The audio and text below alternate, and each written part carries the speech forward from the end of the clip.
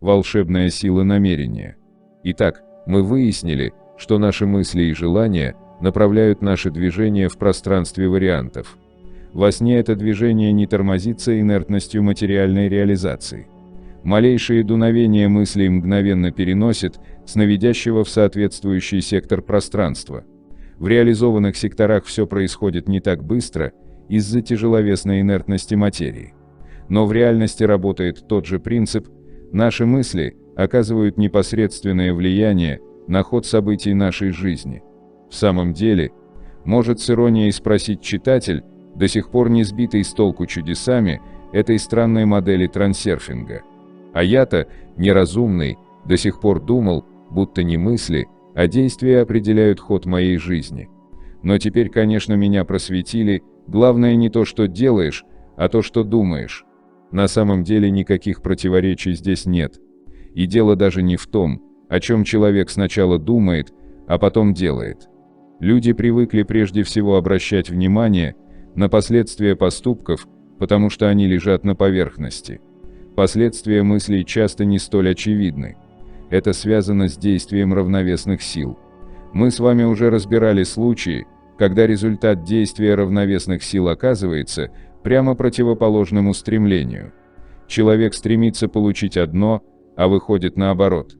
Чем сильнее избыточный потенциал, тем дальше действительное от желаемого. Не находя разумного объяснения такому странному поведению мира, человек все равно пытается убедить себя в том, что либо он неправильно действовал, либо мир так уж устроен, и желаемое дается в руки с большим трудом. Может показаться, что в модели трансерфинга действительно существует противоречие. С одной стороны, утверждается, наши мысли моделируют проходящую через нас энергию, которая переносит людей на линии жизни, соответствующие этим мыслям. Или, как вы теперь знаете, мысли перемещают нас в секторы пространства с соответствующим сценарием и декорациями. Во сне действительно все происходит именно так. С другой стороны, получается, что в реальной жизни наши мысли мало значат, поскольку мы не добиваемся желаемого одним лишь размышлением. Сколько ни думай, лежа на диване, переход на другую линию почему-то не происходит, даже если учесть поправку на инертность материальной реализации. Вот то-то и оно. Оживится прагматичный читатель. Надо действовать. А мысли и какие-то там переходы здесь ни при чем. И он будет формально прав. Но только формально. На самом деле это противоречие является только кажущимся. Мы все ближе подходим к объяснению того, почему попытки визуализации желаемого часто не приносят результата. Как вы знаете, первая очевидная причина кроется в избыточных потенциалах, которые мы создаем, когда стремимся достичь желаемого. Вторая причина заключается в инертности материальной реализации вариантов. Очень часто мы не добиваемся цели потому, что недостаточно настойчиво стремимся к ней. Многие цели просто не успевают реализоваться, если человек быстро остывает, махнув рукой на безнадежное дело. Вы даже можете припомнить из своей жизни ситуации, в которых желаемое приходило к вам с опозданием, когда уже и надежда угасла, и вы забыли про свой заказ. Еще одна характерная ошибка многих людей состоит в стремлении добиться всего и сразу. Если поставлено много целей, никак друг с другом не связанных, тогда вся мысленная энергия бесполезно распыляется в пустоту. Течение вариантов не позволит вам плыть одновременно в разные стороны. Настройка на целевой сектор работает наиболее эффективно, когда все устремления направлены к одной конкретной цели. К этому вопросу мы еще вернемся в следующей главе. В сновидении все перечисленные вредные факторы отсутствуют. Там нас не очень обременяют избыточные потенциалы важности, инертность не мешает, да и разум отдыхает от дневной борьбы за достижение целей. Однако и во сне не все желания исполняются. Те, кто занимается осознанным сновидением, знают, что не всякое дуновение мыслей переносит спящего в соответствующий сектор. Где же препятствие? Ответ очень простой и в то же время фундаментальный. Препятствия никакого не существует. И дело даже не в самих мыслях. Секрет в том, что реализации приводит не само желание, а установка на желаемое. Работают не сами мысли о желаемом, а нечто другое, то, что трудно описать словами. Это некая сила стоит за кулисами сцены, на которой разворачивается игра мыслей. И тем не менее последнее слово за этой силой. Вы, конечно, догадались, что речь идет о намерении. Разум так и не нашел на полках своих обозначений подходящее определение для намерения. Мы будем приблизительно определять намерение как решимость, иметь и действовать. Теперь вы понимаете, что сами по себе мысли действительно ничего не значат в процессе настройки на сектор пространства вариантов. Мысли — это лишь пена на гребне волны намерения. Реализуется не желание, а намерение. Приведем еще раз пример с поднятием руки. Пожелайте поднять руку. Желание оформлено в ваших мыслях. Вы отдаете себе отчет, что хотите поднять руку. Желание поднимает руку?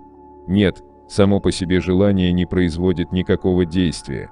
Рука поднимается только тогда, когда мысли о желании отработали, и осталась одна решимость действовать. Может, решимость действовать поднимает руку? Тоже нет. Вы приняли окончательное решение, что поднимете руку, но она еще не двигается. Что же поднимает руку? Как определить то, что следует за решимостью? Вот здесь проявляется беспомощность разума, дать вразумительное объяснение, чем же является намерение. Наше определение намерения как решимости иметь и действовать демонстрирует лишь прелюдию к силе, которая, собственно, и осуществляет действие. Остается просто констатировать факт, что рука поднимается не желанием и не решимостью, а намерением. Я ввел обозначение «решимость» лишь для удобства понимания. Но вы, конечно, чувствуете и без слов, что у вас есть некая сила, которая заставляет ваши мышцы сокращаться. В самом деле, очень трудно объяснить, что такое намерение. У нас не возникает вопросов, как двигать руками и ногами, мы не помним, что когда-то не умели ходить. Точно так же человек не знает еще правильных действий, когда впервые садится на двухколесный велосипед. Но даже научившись ездить на велосипеде, он не может объяснить, как это делает. Намерение очень зыбкое качество. Его трудно обрести, но можно и легко потерять. Например, у парализованного полностью утрачена сила намерения. Желание двигать ногами есть, а способность перевести его в действие отсутствует. Известны случаи, когда парализованные начинали ходить под действием гипноза или в результате чудодейственного исцеления. К ним возвращалось намерение. Итак, желание само по себе ничего не дает. Напротив, чем сильнее желание, тем активнее противодействие равновесных сил. Обратите внимание, желание направлено на саму цель, а намерение на процесс достижения этой цели. Желание реализует себя в создании избыточного потенциала собственно, желание достичь цели. Намерение реализует себя в действии. Намерение не рассуждает, достижима цель или нет. Решение уже принято, поэтому остается только действовать. Если вы во сне, желая взлететь, будете раздумывать, возможно это или нет, у вас ничего не выйдет.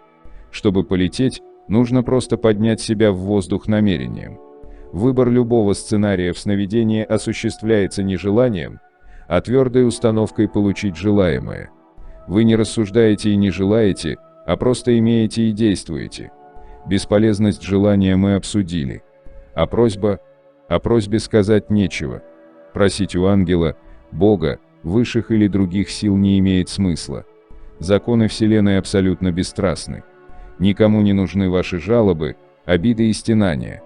Благодарность – да, потому что благодарность по своему качеству стоит близко к безусловной любви. Искренняя благодарность – это излучение созидательной энергии. Избыточный потенциал просьбы напротив – задержка, концентрация энергии в одном месте. Жалобы, просьбы и требования являются изобретениями маятников для сбора энергии с людей. Мысли, оформленные в слова «да» или «хочу», автоматически создают избыточные потенциалы. У вас этого нет, но вы своими мыслями пытаетесь притянуть это к себе. Просить у высших или других подобных сил нет никакого смысла. Это все равно, что просить в магазине выдать вам товар бесплатно. У людей вы можете просить в разумных пределах, если они расположены оказать вам помощь. Все остальное в этом мире построено на объективных законах, а не на желании кому-то помочь. Представьте себе ситуацию, когда Земля просит у Солнца позволения перейти на другую орбиту. Нелепо. Также нелепо обращаться с просьбой к кому-либо, кроме людей. Имеет смысл только намерение выбрать. Вы действительно сами выбираете свою судьбу. Если параметры вашего излучения соответствуют вашему выбору, и при этом законы не нарушаются, тогда вы получаете это. Выбор не просьба, а ваша решимость иметь и действовать. Намерение не создает избыточный потенциал, потому что энергия потенциала желания расходуется на действие. Желание и действие соединяются в намерении. Намерение в действии рассасывает созданный желанием избыточный потенциал естественным образом, без участия равновесных сил. Решая проблему, действуйте. Раздумывая над сложностью проблемы, вы создаете избыточный потенциал и отдаете энергию маятнику. Действуя, вы реализуете энергию намерения. Как известно, глаза боятся, а руки делают. Реализуя намерение, доверяйте течению вариантов, и проблема разрешится сама. Ожидание, беспокойство, раздумья и желания только отнимают энергию. Намерение в действии не только расходует энергию потенциала, но и закачивает ее в энергетическую оболочку человека. Вы можете убедиться в этом на примере обучения. Зубрежка отнимает много сил и мало что дает. Зато обучение в действии, когда выполняется практическая работа или решение задач, не только не истощает, но и приносит вдохновение и удовлетворение. Итак, намерение является той движущей силой, которая реализует секторы в пространстве вариантов. Но вот вопрос, почему же реализуются и наши опасения? Разве их можно причислять к намерению?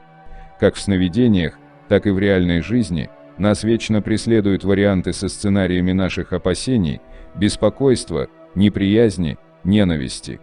Ведь если я не хочу этого, я не намерен это иметь, однако мы все равно получаем то, чего активно не хотим. Выходит, направленность нашего желания не имеет значения. Разгадка кроется в еще более таинственной и могущественной силе, имя которой внешнее намерение.